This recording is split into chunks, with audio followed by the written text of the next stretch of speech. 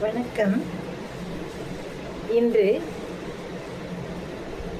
அடக்கம் உடைமை என்ற அதிகாரத்தினை நாம் காண இருக்கிறோம். அடக்கம் என்றால் என்ன? அடங்கி இருத்தல். எதற்கு நாம் அடங்கி இருக்க வேண்டும்? ஏன் அடங்கி இருக்க வேண்டும்?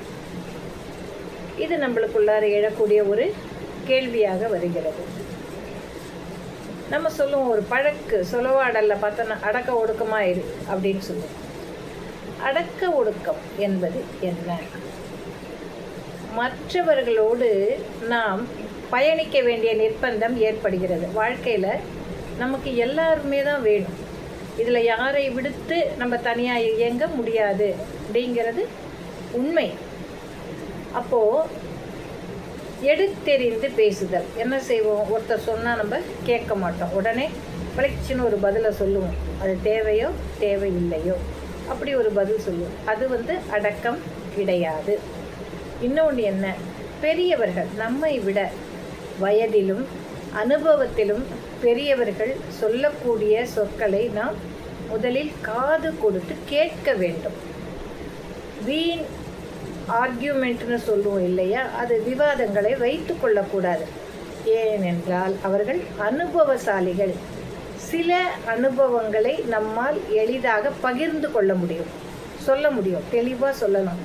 சில விஷயங்களை பகிர்ந்து கொள்ள முடியாது. அதாவது இப்படி இருந்தால் இப்படி நடக்கும்னு தான் சொல்ல முடியுமே தவிர அதற்கு காரண காரியங்களை ஒருபோதும் நம்மால் கூற இயலாது. இது நடைமுறை. இது உங்களுக்குமே வந்திருக்கும். விளக்கி சொல்லக்கூடியவற்றை நாம் விளக்கி சொல்லுவோம். சிலவற்றை என்ன செய்ய முடியாது, அந்த அளவுக்கு விரிவாகவோ விளக்கமாகவோ சொல்ல முடியாது. பெரியவங்க ஏதாவது ஒன்று சொன்னால் அவங்க சொல்லிட்டாங்க, அதை கேட்போம் அப்படின்னு நம்ம சொல்லுவோம். ஏன்னா இது ஒரு வகை அடக்கம். பெரியோர் சொல் கேட்டல். அடுத்தது என்ன? அடக்கம். நாவடக்கம் என்ன? இந்த மாதிரி பேசாமல் இருக்கிறது. மற்றவங்க கிட்ட நம்ம எடுத்தெறிந்து பேசாமல் இருக்கிறது நாவடக்கம். பெரியோர் சொல்லுக்கு பணிதல் அடக்கம். செல்வம் அதிகமாக இருக்குது அப்படின்னு சொல்லிட்டு நம்ம மிதத்தல், அது ஒரு தவறு. அதுவும் அடங்காமையே சாரும். இது மாதிரி ஐம்புலன் அடக்கம் இல்லையா? ஐம்புலன்கள் நமக்கு நல்ல வழிக்காக தான் பயன்படுகின்றனவே தவிர தீயவைகளுக்காக அல்ல. நாவடக்கம் என்பது சொற்களை கூறுதல் மட்டும் அல்ல, சுவைத்தலிலும் வேண்டும். புரியுதா? அதே போல காதுகளில் கேட்கக்கூடிய சொற்கள் நல்ல சொற்களாக நாம் கேட்டால் மிகவும் நல்லது. இனிய சொற்களை பேசுதல் அடக்கம். ஆக இப்படி அடக்கம் அப்படின்னு சொல்லும் பொழுது பல்வேறு காரணிகள் அதனோடு இணைந்து செயல்படுகின்றன. இது ஒரு பொதுவான வார்த்தை தான் அடக்கம் என்பது. அப்போ வாழ்க்கையில் நம்ம எப்படி இருக்கணுங்கிறதுக்காக தான் வள்ளுவ பெருந்தகை இதனை சொல்லுகிறார். இந்த குறளை நாம் முதலில் காணலாம். அடக்கம் அமரருள் உய்க்கும், அடங்காமை ஆரிருள் உய்த்து விடும். அடக்கம் அமரருள் உய்க்கும், அடங்காமை ஆரிருள் உய்த்து விடும்.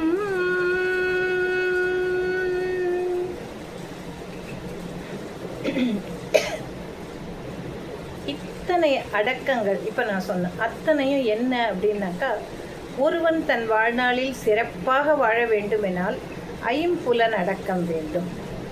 சரியா? இந்த ஐம்புலன் அடக்கத்திலேயே எல்லாமே ஒடுங்கி விடுகின்றன. நாவடக்கம், கேள்வித்திறன், நாம் பேசுதல், இனியவை கூறுதல், பணிவோடு இருத்தல், இது எல்லாமே ஒட்டு மொத்தமாக அந்த அடக்கத்திற்குள் அடக்கம்.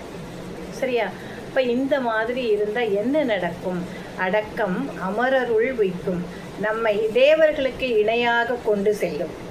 அவ்வாறு உலகில் நம்மை விட பெரியவர்கள், அறிவுசால் பெருமக்கள், அனுபவசாலிகள் கூறுவதை கேட்டு நாம் அடக்கமாக கேட்டுக்கொண்டால் என்னென்னா அடங்கி இருத்தல், கேட்டல், பணிதல். அப்படி இருந்தோம்னா நாம் எங்கே போகலாம்? தேவருக்கு இணையாக மதிக்கப்படுவோம். அடங்காமை ஆறிருள் உய்த்துவிடும். நீ என்ன சொல்கிறது, நான் என்ன கேட்கறது அப்படின்னு, நான் தன்னிச்சையாகத்தான் செயல்படுவேன் அப்படின்னு சொல்லி போனால் அது என்ன செய்யும்? வாழ்க்கையை ஒட்டு மொத்தமாக வீணாக்கிவிடும். அதைத்தான் என்ன சொல்கிறாரு? ஆறிருள் உய்த்து விடும் அப்படின்னு சொல்கிறாரு. இருளான வாழ்க்கை. இருளான வாழ்க்கைன்னு என்ன? கஷ்டங்கள். யார் சொல்கிறதையும் கேட்க மாட்டேன், நான் இப்படித்தான் இருப்பேன்னு வீம்பு பண்ணன்னு சொன்னால் அது நமக்கு இருளடைந்த பாழடைந்த நல்ல இனிமையான வாழ்க்கையை தராமல் இழுத்து சென்று விடும். இதுதான் அடக்கம் அமரருள் உய்க்கும். சிறந்த அடக்கமானது நம்மை தேவர்களுக்கு இணையாக கொண்டு செல்லும். அவ்வாறு அடங்காமல் இருந்தால் நம்முடைய வாழ்க்கை ஒளிமயமானதாக இருக்காது என்று இந்த திருக்குறள் கூறுகிறது. நாளை சந்திக்கலாம்.